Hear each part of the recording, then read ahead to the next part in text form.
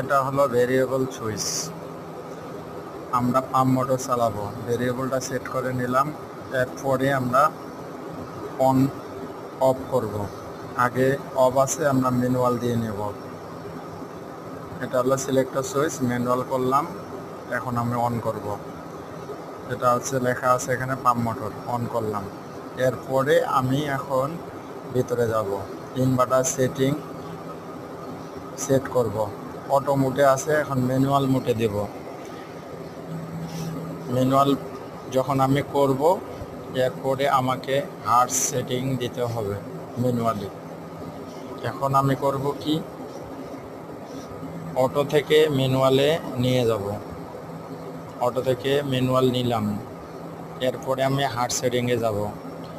Heart setting 1-2 করে বাড়াতে হবে। 40 পর্যন্ত আমি যাইতে পারবো।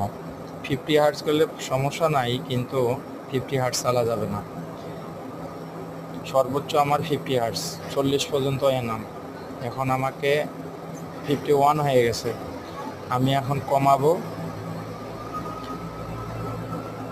40 পর্যন্ত আসবো। এটা হলো ডানফোর্স ইনভার্টার হার্ট সেটিং 43, 42, 7, 4, 1, 41, 4, 1, 0, 40, 43, 2 কমে গেছে, আরেকবার আইতে হবে 40, অর্থাৎ 40।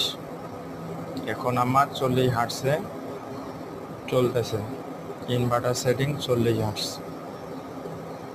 এটা হলো আমার কন্ট্রোলিং প্যানেল, নিচে স্টার ডেল্টা আছে।